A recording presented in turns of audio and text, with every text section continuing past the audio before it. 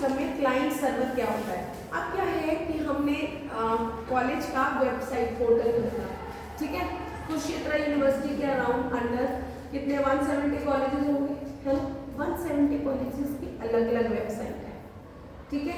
But जो 170 colleges हैं, अगर उनको कोई अपडेट देनी होती है तो किसको देखते हैं? वो कुरुक्षेत्र यूनिवर्सिटी की वेबसाइट को देखते हैं। वो सारे उसी को फॉलो करते हैं, उसी से एफिलिएटेड है। कोई डेट, कोई अनाउंसमेंट, कोई डेट शीट कहाँ आती है? कुरुक्षेत्र पे आते हैं, है ना। तो हम सारे क्या है, जो 170 कॉलेजेस हैं वो क्या है? क्लाइंट्स।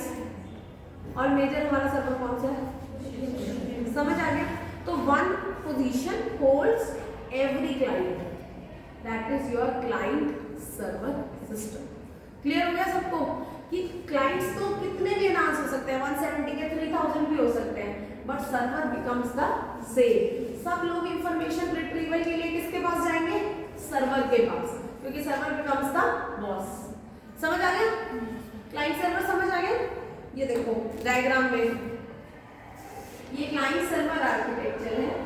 एक सेंडर है और बाकी सारे डिवाइसेस को वो दे रहा है डाटा।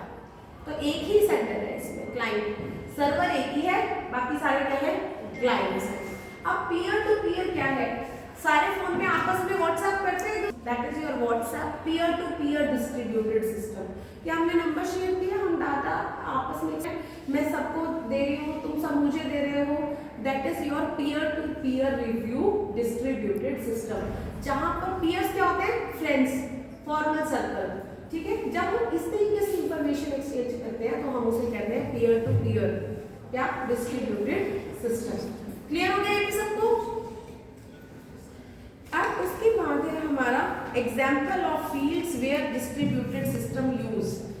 कहाँ यूज होते हैं? जितने भी हमारे वीडियो, ऑडियो, फोन कॉल्स, ये सारे क्या है? पीयर टू पीयर रिव्यू है। ये सारा किसका एग्जाम्पल है? डिस्ट्रीब्यूटेड सिस्टम का है।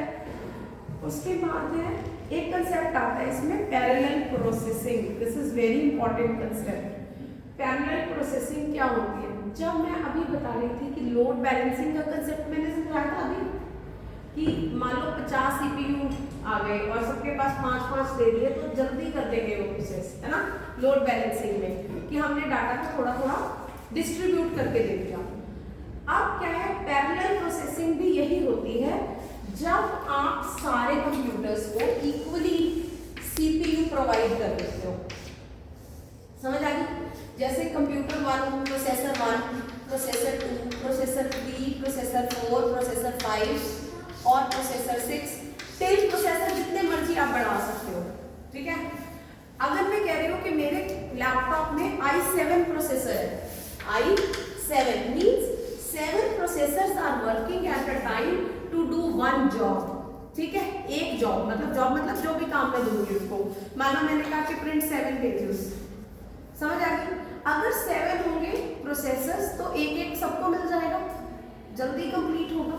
पैरेलल प्रोसेसिंग से आपकी स्पीड बहुत जल्दी एनहांस हो जाती है, क्योंकि प्रोसेसर्स फ्री नहीं रहते। जितने नंबर ऑफ प्रोसेसर्स होंगे उनके अंदर काम डिस्ट्रीब्यूट हो जाएगा। i3 का मतलब क्या है? जाते हो ना लैपटॉप खरीदने तो कहता है ये हमारा i3 प्रोसेसर है, ये हमारा i5 प्रोसेसर है। 5 का मतलब 5 processors are working at a one single time. अगर मैं कहती हूँ क्वाड कोर है, quad core means 4 processors are working at a time. तो चारों एक साथ ही काम करते हैं। तो जो भी पैरेलल, जब भी आप लैपटॉप खरीदने जाओ तो आप उससे पूछ सकते हो कि कौन सा processor i7, i3, it means सारे प्रोसेसर्स पैरेलली वर्क करेंगे to improve the system performance. अगर वो इस किसी लेवल का नहीं है तो आपका सिस्टम या तो हैंग करने लग जाएगा या थोड़े दिन बाद स्लो हो जाएगा।